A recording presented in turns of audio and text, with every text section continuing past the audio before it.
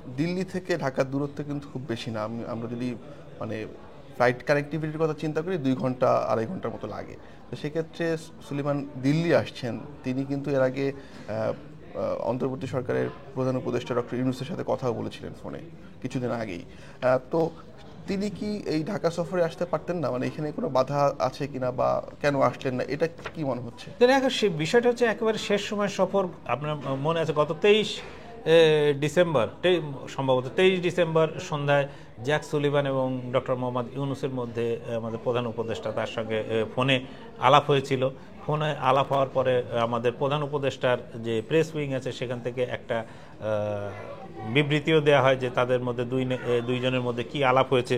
সেখানে যে কথাগুলো বলা হয়েছিল, তো এখানে বলা হয়েছিল যে সুলিভান এই আলাপের সময় ডক্টর ইউনূসের নেতৃত্বের প্রশংসা করেছেন এবং তিনি ডক্টর ইউনূস সরকারের প্রতি যে সমর্থন, আমেরিকার সমর্থন, সেটা অব্যাহত রাখার কথা জানিয়েছেন। এটাই ছিল মোদ্দা কথা। আর আপনি যেটা বললেন যে শেষ সময়ে জ্যাক সুলিভান এখানে ঢাকায় আসতে পারতেন কি পারতেন না, সেটা নিশ্চয়ই একটা বিবেচ্য বিষয়। যদি আসতেন তাহলে হয়তো এই সমর্থনকে আরও দৃঢ় বলে আমরা ধরে নিতে পারতাম।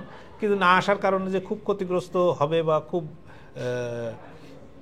বিরাট কিছু এদিক ওদিক হয়ে যাবে বিষয়টা এমন না, কারণ তাদের মেয়াদ আর মাত্র 15 দিন। এই 15 দিন পরে কারা ক্ষমতায় আসবেন এবং তারা কিভাবে এই দক্ষিণ এশিয়া বা এই পুরো বৈশ্বিক চালচিত্রকে দেখবেন প্রেসিডেন্ট ট্রাম্পের নেতৃত্বে এবং তার নতুন প্রশাসনের নেতৃত্বে, তারা বাংলাদেশ, ভারত হোক আর মিয়ানমার হোক, পুরো বিষয়টাকে কিভাবে দেখবেন সেটি হচ্ছে কিন্তু গুরুত্বপূর্ণ।